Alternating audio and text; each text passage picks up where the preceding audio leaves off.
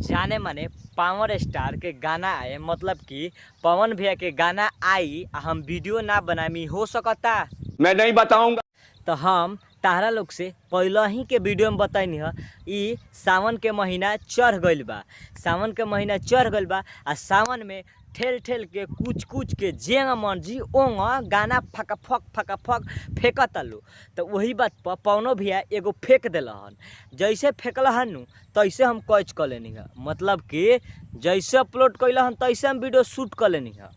तो शूट कैला के बाद अब गाना के बतावा तनी, चलो लो हम आगे स्टेप बाई स्टेप।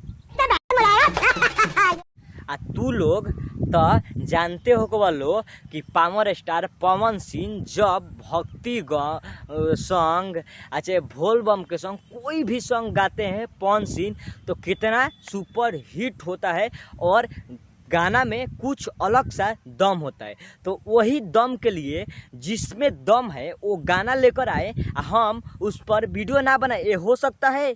झूठ पे झूठ झूठ।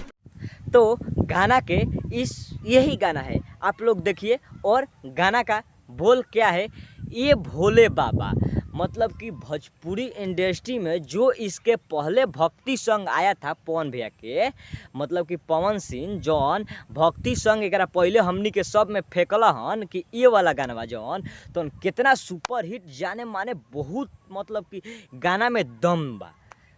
केहू सुनत रहला भाई लोग तो ओमे बतावत ल कि हाँ मतलब ये बच्चा के पास, मतलब कि सॉरी शाबाश बेटा, बहुत बढ़िया मुन्ना। बच्चा कह देनी है, मतलब कि पावर स्टार पवन सिंह के पास कुछ तो टैलेंट जरूर बा, तबे तो इतना तगड़ा गाना फेंकत रहलन। वही फेंकला में एगो इहो फेंक दिलन फिर गाना, आ इहो मालूम बा तारा लोग के इहो सुपर हिट होखेला बा। तो चलो लो गाना के बात करतनी बकचोदी के साइड में रख के। तो हम गाना के बारे में बात करी तो गाना के पहले अभी वीडियो में पहले गाना का HD क्वालिटी रिलिक्स के बारे में बात करते नहीं। तो गाना के HD क्वालिटी के बात करी तो आप तू लोग देख सकता रहो HD क्वालिटी कितना मतलब ब्यूटीफुल, और मतलब अपना लफ्ज़ के हिसाब से, मतलब कि हम कामना शब्द से बता देम कोतनो शब्द से बता देम नु तो ई कमे पड़ जाई कमे। तो बता दी कि गाना में HD क्वालिटी एकदम ढाकर बा, मतलब कि उनका विरोधी आला एक कहियो ना निकाल सकता, मतलब जी कहेलन कि हम तो परेशानी में बानी, ई कहियो ना निकाल सकता।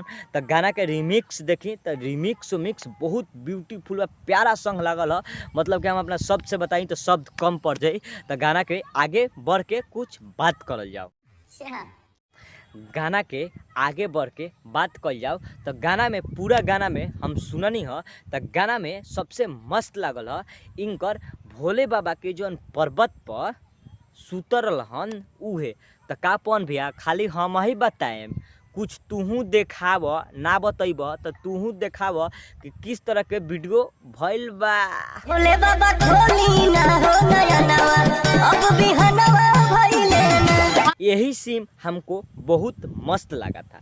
और बता दी कि एमे गाना में एक और सीन था कि जो ये भोले बाबा उठी ना नजरिया खोली ना सुबेर हो गई। तो भोले बाबा के आहा इतना मस्त ई लागल है कि हम तारा लोग से का बताई। तो पवन भैया खाली हम ही गाई, तू गा के सुनावा कुछ, एक गा के तो थक गई, चलो गावा।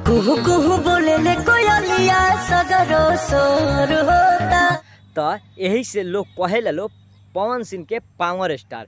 ई गाना में कितना रच रच के बनावल बा गाना के। बिल्कुल आपने मेरे दिल की बात बताई।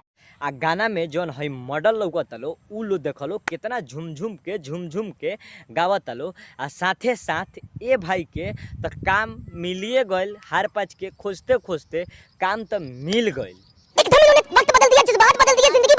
तो भाई लोग तो तारा लोग से एक एगो निवेदन बा, कमेंट में जरूर बताइए कि ई गाना तारा लोग के कैसन लागल, अगर निमन लागल या खराब लागल।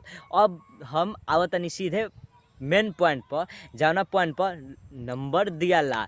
तो गाना का नंबर देतनी 10 में से 10 नंबर।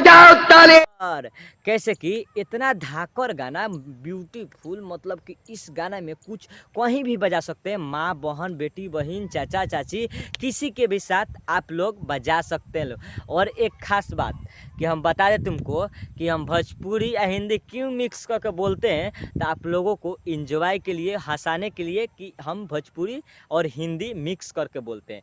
तो का हाल बा भाई लोग, हम ही हैं ये दुनिया के सबसे बेरोजगार आदमी। तो हम बेरोजगार आदमी से एक एगो निवेदन बा कि अगर चैनल पर नया आइल बार तो सब्सक्राइब जरूर करिए और प्यारा सा कमेंट करके बाय बाय, मतलब कि हटियो लोग न, हम ऐसा ही बाय बाय करे के मन कर लख तो कह देनी हाँ। अच्छा भाई खिसियात कहे बड़ा, रोका 1 मिनट, रोका 1 मिनट। ओकर बाद तो जाही के बा ई पवन भैया के जौन गाना बानू ये सीजन में पवन भैया तो बाजी मारिए दिले बारन। अगला ई महीना सावन के महीना में 2 महीना सावन के बाद, सावन में एक बाद देखल जाए कि सावन भर के कौन ज़्यादा गाना गईले बा। चलो वीडियो समाप्त करे से पहले फिर से बोल देते हैं, चैनल पर आयल बार तो सब्सक्राइब जरूर कर ले। तब तक के लिए बाय बाय।